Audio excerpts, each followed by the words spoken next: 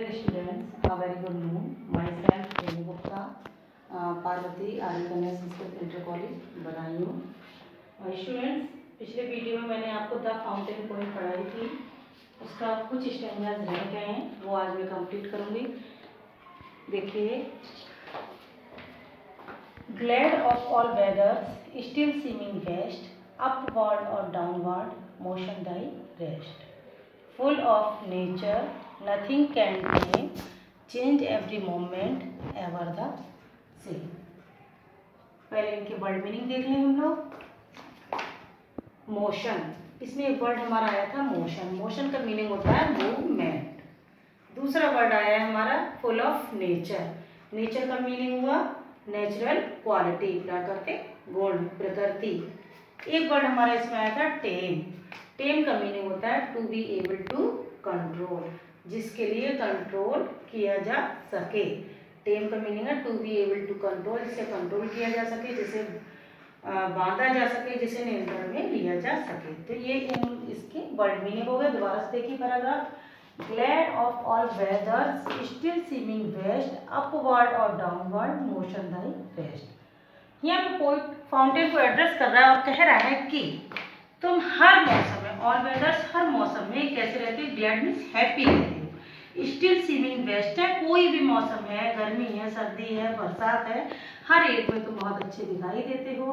Upward और downward, चाहे fountain poet कहता है ऊपर की तरफ चलता रहे चाहे नीचे की तरफ चलता रहे, motion thy rest. Motion means movement, गति में ही तुम्हारा आराम है।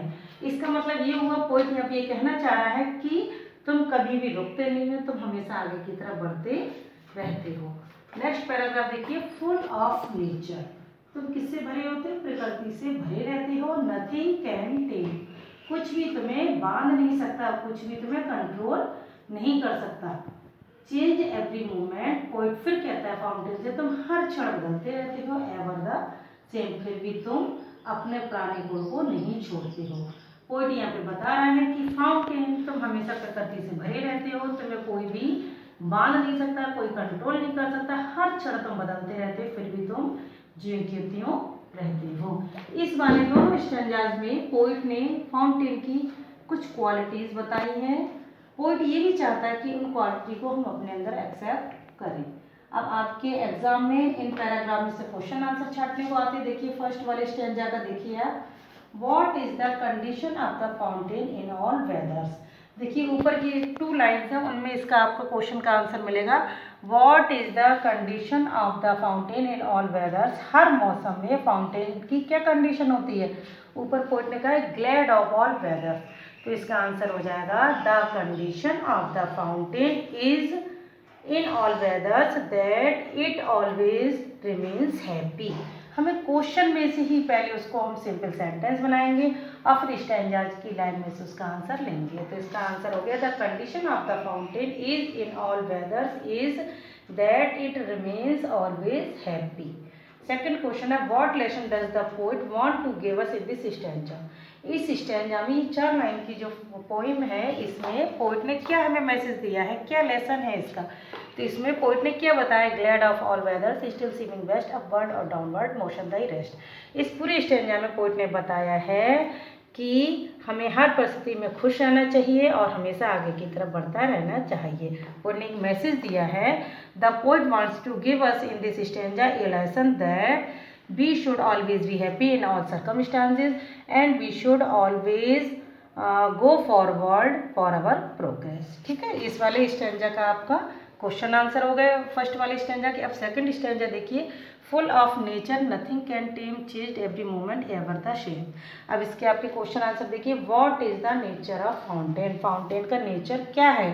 तो फाउंटेन का नेचर कैसा है? फुल ऑफ नेचर, फाउंटेन हमेशा नेचर से भरा रहता है। नथिंग कैन टेम, और कोई भी इसे बांध नहीं सकता। तो the nature of fountain, the nature of fountain is that nothing can time it, कोई भी इसे बांध नहीं सकता, कोई भी इसे कंट्रोल नहीं कर सकता। नेक्स्ट हमारा क्वेश्चन है what do you mean by the following expression. Tame, एक वर्ड आया हमारा टेम, दूसरा है एवर द सेम। कि आप जो नीचे वर्ड्स दिए हुए हैं इनका क्या मीनिंग होता है? तो आप इधर देखिए, जो हमने वर्ड मीनिंग लिखवाए थे, टेम का मीनिंग होता है to be able to control. Tame का मीनिंग है to be able to control. कोई मतलब टेम का कोई भी बांध, to be able to control, जिसके लिए कोई भी कंट्रोल करने में जो सक्षम है। इसके आगे जब हमने नथिंग लगा दिया था तो ये हो गया था कि कोई भी फाउंटेन को बांध नहीं सकता, लेकिन यहाँ टेम का मीनिंग हुआ to be able to control. Ever the same, ever the same का मतलब होता है सेम कंडीशन में रहना। Remain in the same condition always. ठीक है, इन दोनों आपके स्टैंजास के क्वेश्चन आंसर हो गए। अब हम नेक्स्ट 2 स्टैंजास रह गए, वो देखेंगे। देखिए, ceaseless aspiring, ceaseless content, darkness or sunshine, thy element, glorious fountain, let my heart be fresh, changeful, constant, upward like thee। अब पहले हम इनके वर्ड्स मीनिंग देखेंगे। देखिए, ceaseless, ceaseless का मतलब होता है कंटिन्यूस। ceaseless का मीनिंग हुआ हमारा कंटिन्यूस, हिंदी मीनिंग हुआ इसका लगातार। एस्पायरिंग, एस्पायरिंग का मीनिंग हुआ मूविंग अपवर्ड्स, मूविंग अपवर्ड्स, ऊपर की तरफ बढ़ते जाना। कंटेंट, कंटेंट का मीनिंग हुआ सेटिस्फैक्शन, कंटेंट का मीनिंग हुआ सेटिस्फैक्शन, हिंदी मीनिंग हुआ संतुष्टि। दाई, दाई का मीनिंग हुआ योर। एलिमेंट, एलिमेंट का मीनिंग हुआ नेचर, प्रकृति। और कांस्टेंट, कांस्टेंट का मीनिंग हुआ ऑलवेज द सेम, सेम हमेशा एक सा ही रहना। ठीक है, इन दोनों स्टैंजास के ये वर्ड मीनिंग हो गए। अब देखिए इनका explain. Ceaseless aspiring, ceaseless content, darkness और सनशाइन, डाई एलिमेंट। यहाँ पर पोएट फाउंटेन को कह रहा है सीजलेस एस्पायरिंग, तुम बिना रुके कंटिन्यू आगे की तरफ बढ़ते रहते हो। सीजलेस कंटेंट, और तुम्हारे अंदर जो सेटिस्फैक्शन है वो एंडलेस है, कंटिन्यू तुम्हारे अंदर सेटिस्फैक्शन बना रहता है। डार्कनेस और सनशाइन, चाहे डार्कनेस हो, चाहे सनशाइन हो, चाहे अंधेरा हो, चाहे धूप हो, चाहे सूरज की रोशनी हो, दाई एलिमेंट, तुम्हारी प्रकृति कैसी है, हमेशा आगे की तरफ बढ़ते रहना और अपने मन में सेटिस्फैक्शन को पजेज करना। ठीक, अब नेक्स्ट देखिए paragraph, stanza sorry. Glorious fountain, यहाँ पे पोइट क्या कहता है फाउंटेन के लिए? ग्लोरियस फाउंटेन, फाउंटेन तुम कैसे हो, शानदार हो।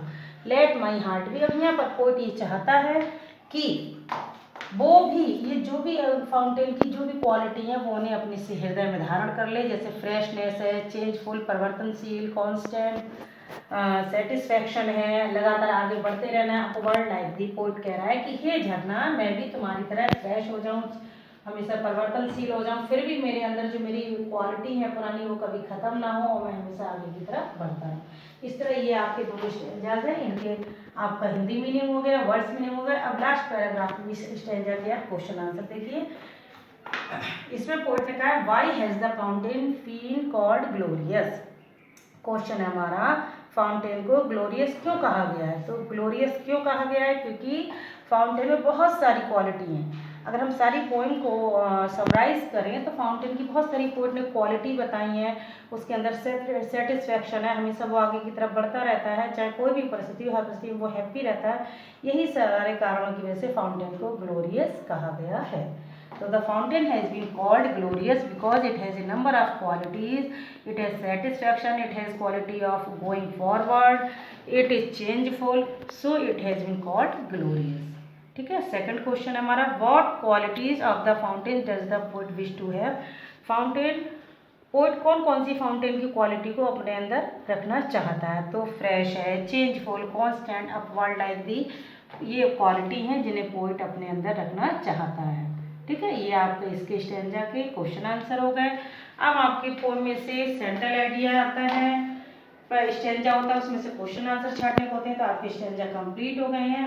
और अब आपका सेंट्रल आइडिया मैं बताऊंगी, और इसके साथ ही आपके साथ चॉइस होती है, चाहे तो आप सेंट्रल आइडिया कर लें या 4 लाइन्स पोइम। तो इस पोइम की बिगिनिंग की 4 लाइन्स भी आप तैयार कर लेना, लर्न कर लेना अच्छे से।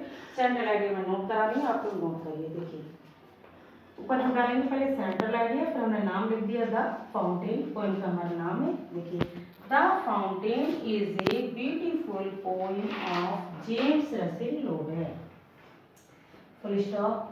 According to the hymn, the fountain always looks happy and nice, full stop.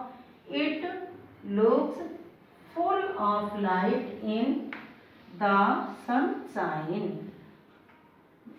Next, moonlight makes the fountain whiter than snow. When the winds blow, the fountain waves like a flower. It remains happy in every motion. The poet wishes to be fresh, changeful, constant, and upward like the fountain. Thus, the fountain teaches us a valuable lesson of continuous activity. दोबारा देख लीजिए इसे. Fountain James Russell Lowell की बहुत ही beautiful poem है. According to him, उनके अनुसार the fountain always looks happy and nice. Fountain हमेशा खुश दिखाई देता है, अच्छा दिखाई देता है. It looks full of light in the sunshine. ये सूरज की रोशनी में लाइट से रोशनी से भरा दिखता है. Moonlight makes the fountain whiter than snow. Moonlight जो है फाउंटेन को और अधिक बर्फ से भी ज्यादा सफेद बना देती है. व्हेन द विंड्स ब्लो, जब हवा चलती है, the fountain waves like a flower. तो फाउंटेन फूल की तरह हिलता है. It remains happy in every motion. ये हर कंडीशन में खुश रहता है. The poet wishes to be, poet इच्छा करता है कि वो भी फ्रेश रहे, चेंजफुल है, कॉन्स्टेंट है, ऊपर की तरफ फाउंटेन की तरह आगे की तरफ बढ़ता रहे. Thus the fountain teaches us a valuable lesson of continuous activity. इस प्रकार फाउंटेन हमें क्या एक लेसन दे रहा है कि हमें हमेशा एक्टिव रहना चाहिए, आगे की तरफ बढ़ते रहना चाहिए. तो इसकी मेन पोएम का जो मैसेज है वो हम लोगों के लिए ये है कि हमें भी हर परिस्थिति में आगे बढ़ते रहना चाहिए, अपने एफर्ट करना चाहिए, कहीं भी रुकना नहीं चाहिए. इस तरह ये पूरी पोएम आपकी फिनिश हुई. और लास्ट में मैं ये कहना चाहूँगी, सभी लोग लॉकडाउन का पालन करें और ऑनलाइन आपकी पढ़ाई की जा रही है, करवाई जा रही है, इसको अपने घर पर बैठ के करें. Okay, thank you.